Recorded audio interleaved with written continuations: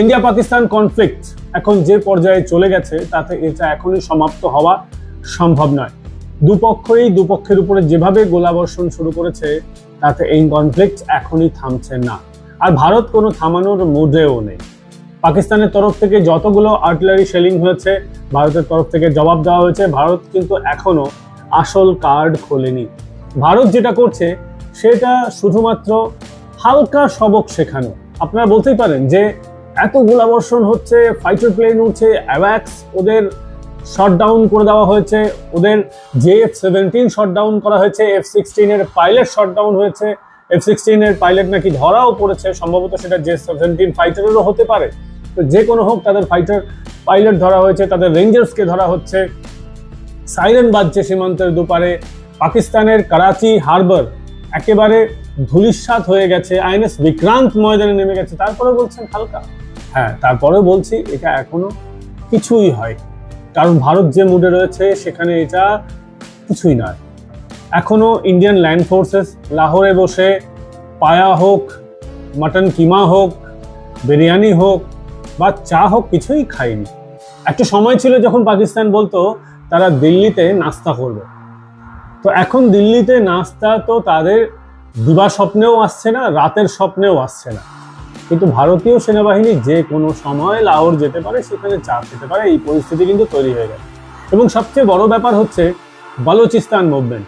বালুচিস্তান বেশ কয়েকটা জায়গায় তারা স্বাধীনতা ঘোষণা করছে, বেশ কয়েকটা জায়গায় পাকিস্তানের পতাকা নামিয়ে তারা কিন্তু বালুচিস্তানি পতাকা উড়িয়ে দিয়েছে। কয়েকটা শহর বালুচিস্তানের অলরেডি পাকিস্তানি সামরিক বাহিনীর হাতছাড়া হয়েছিল। ভারতের সঙ্গে কনফ্লিক্ট যেটা শুরু হয়েছে, সেই কনফ্লিক্টের জন্য তারা বালুচিস্তান থেকে ট্রুপ ওয়েস্টার্ন বর্ডারের দিকে নিয়ে আসতে বাধ্য হয়েছে। স্বাভাবিকভাবেই বালুচিস্তানে তাদের উইকনেসটা বেড়েছে। আপনারা দেখেছেন গতকালই বালুচিস্তানের একটা আর্মির যে ব্যাটালিয়ন এগোচ্ছিল, সেখানে একটা গাড়ি কিভাবে 2 মিনিটের মধ্যে এইটুকু ছোট ছোট পিসেসে কনভার্ট হয়ে গেছে। সে জায়গায় দাঁড়িয়ে এখন কি হবে? বালুচিস্তান 48 থেকে 72 ঘন্টার মধ্যে স্বাধীনতা ঘোষণা করে দিতে পারে। একেবারে হ্যাঁ, বালুচিস্তান 48 থেকে 72 ঘন্টার মধ্যে স্বাধীনতা ঘোষণা করে দিতে পারে। আমাদের কাছে যে ইনপুট আছে সেটা থেকে আমরা এইটুকু জানতে পারছি যে বালুচিস্তান যে কোনো মুহূর্তে কমপ্লিট স্বাধীনতা ঘোষণা করে দিতে পারে। তারপর ইন্ডিয়ান ট্রুপস যদি সেদিকে এগোয় আমরা কিন্তু আশ্চর্য হব না।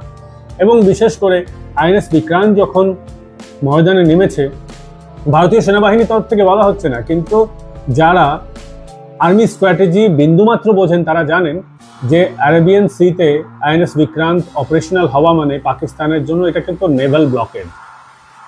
পাকিস্তানকে শুধুমাত্র ওয়ার ফ্রন্টেই ভারত অ্যাটাক করছে এমনটা নয়, পাকিস্তানকে কিন্তু ইকোনমিক ফ্রন্টেও ভারত যথেষ্ট যোগ্য জবাব দিচ্ছে। শুধুমাত্র তাই নয়, ডিপ্লোম্যাটিক ফ্রন্টেও ভারত তাদের জবাব দিচ্ছে।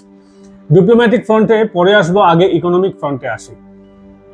ভারত কি পারতো না প্রথমে নিজেদেরকে ট্রুপসকে পাকিস্তানের মধ্যে ঢুকিয়ে দিতে? ভারত কিন্তু করেনি। ভারত যে পরিমাণ একটা স্ট্রং ইকোনমিক্যাল হোল্ডে পৌঁছে গেছে, তারা জানে পাকিস্তানের সব থেকে কমজোর জায়গাটা হচ্ছে তাদের ইকোনমি। আর ঠিক সেই কারণেই মিসাইল অ্যাটাক, ঠিক সেই কারণেই ড্রোন অ্যাটাক। আর্মি অফিসাররা আমায় বলছিলেন যে এক একটা মিসাইলের দাম $1 মিলিয়ন পর্যন্ত। 100টা মিসাইল মানা মানেই যে পাকিস্তানের কোয়ার্টার যে ইয়ার মানে 3 মাসের যে আর্থিক বাজেট সেটা কিন্তু ধ্বংস হয়ে যাওয়া। মানে একদিনে পাকিস্তান তার জিডিপির 10-12% নষ্ট করে দিয়েছে। যদি টোটাল ইকোনমির কথা বলি তাহলে 3-4 দিন যুদ্ধ চললে পাকিস্তানের যে টোটাল ইয়ারলি বাজেট তার 25% খতম হয়ে যাবে। মানে 15 দিনও যদি পাকিস্তান এইভাবে যুদ্ধটাকে এগিয়ে নিয়ে যেতে পারে তাহলে কিন্তু পাকিস্তানের আর বাজেট বলে কিছু থাকবে না। তার মধ্যে অলরেডি আপনারা জানেন যে ওখানকার যারা জেনারেল আছেন তারা তো একদম সুদখোর বলাও ভুল, তারা একেবারে সেখানকার নুনো খান আর গুনো গান না, একেবারে ওখানকার বাজেট হজম করে দেন। পাকিস্তানের যারা আর্মি জেনারেলরা আছেন তাদের শুধুমাত্র একটাই লক্ষ্য, পাকিস্তান থেকে টাকা কামাও, শেষ বয়সে বিদেশে যাও, এছাড়া তাদের কোনো লক্ষ্য নেই। এর জন্য তারা কি করছেন? বাজেট বাড়াতে বলছেন, বাজেটটাও খেয়ে ফেলবেন। বিনিময়ে তারা কি কেনেন? বিনিময়ে তারা পাকিস্তানি আর্মির অফিসাররা চীনা মাল কেনেন। HQ-9 এর কি অবস্থা হয়েছে আপনারা জানেন, নতুন করে বলার অপেক্ষা থাকছে না। ওখানকার মিসাইলগুলো এত স্লো যে ভারতে ঢোকার আগে ভারত মোটামুটি 5-10 মিনিট আগে বুঝে যায়। ভারতের এতটা প্রিপেয়ারনেস রয়েছে। আর আমরা কি ব্যবহার করি? আমরা রাশিয়ান ক্লাস সিস্টেম ব্যবহার করি, আমরা ইসরায়েলি সিস্টেম ব্যবহার করি, যেগুলো অত্যাধুনিক, এমনকি আমরা আমেরিকান সিস্টেম ব্যবহার করি। তার জন্যই আজকে ভারত এই এয়ার সুপিরিয়রিটি দেখাতে পারছে, ভারত প্রত্যেকটা ফ্রন্টে সুপিরিয়রিটি দেখাতে পারছে। এই মুহূর্তে যখন আপনাদের সঙ্গে কথা বলছি, পাকিস্তানের 25টা শহরে হামলা হয়েছে। হ্যাঁ, পাকিস্তানের 25টা শহরে অলরেডি হামলা হয়ে গেছে। আর যতক্ষণে আপনারা এই ভিডিও দেখবেন এই সংখ্যাটা কিন্তু বেড়ে অনেকটা এগিয়ে যাবে। আর সেই কারণে ইকোনমিক্যাল ফ্রন্টে নেভেল ব্লকেড মানে কি? নেভেল ব্লকেড মানে হচ্ছে আরব সাগর থেকে আর কোনো জাহাজ পাকিস্তানমুখী হবে না। পাকিস্তানে যে পরিস্থিতি সৃষ্টি হয়ে গেছে, তারপর অলরেডি সারা বিশ্ব জেনে গেছে যে ওখানে যাওয়া মানে ভারতের রোষানলে পড়ে যাওয়া। এবং সবচেয়ে বড় ব্যাপার, যে সিচুয়েশন তৈরি হয়েছে, এই সিচুয়েশনে কিন্তু কখনোই বুদ্ধিমত্তার কাজ না ওই দেশে যাওয়া। একমাত্র পাকিস্তানি শিপ ছাড়া অন্য কোনো শিপ পাকিস্তানে আসবে না। সেখানেও আইএনএস বিক্রান্তের ব্লকেড রয়েছে। স্বাভাবিকভাবে আইএনএস বিক্রান্ত কাউকে করাচি পোর্টে, গোয়াদার পোর্টে ঢুকতে দেবেন না এই মুহূর্তে।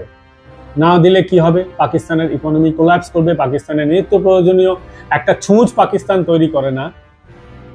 ওরা শুধুমাত্র ধর্মীয় বিষয় ছাড়া কোনো কিছুতে তাদের ইন্টারেস্ট নেই।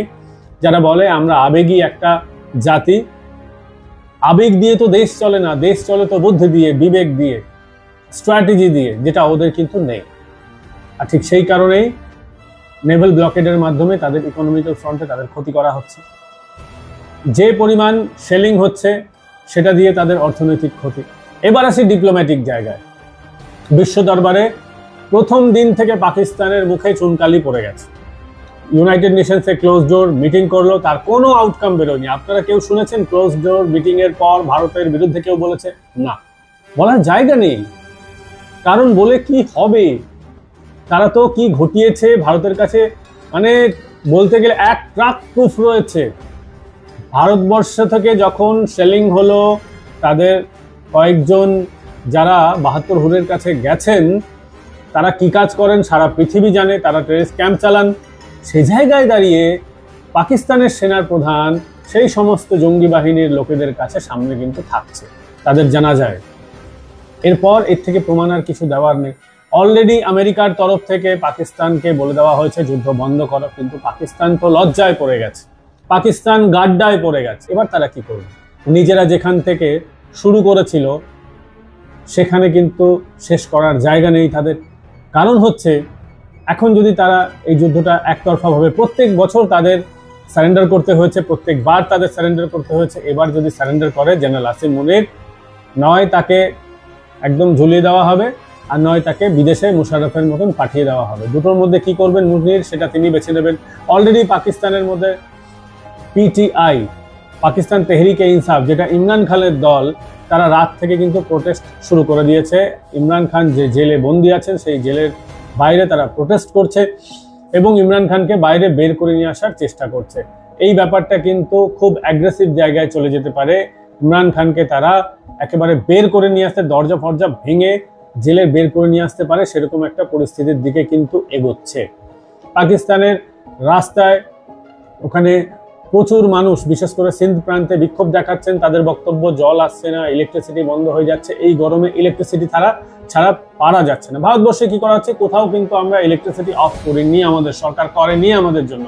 তারা কি করছে? তারা আগে থেকে মক ড্রিল জন্য বলে দিয়েছিল, আমরা সতর্ক ছিলাম।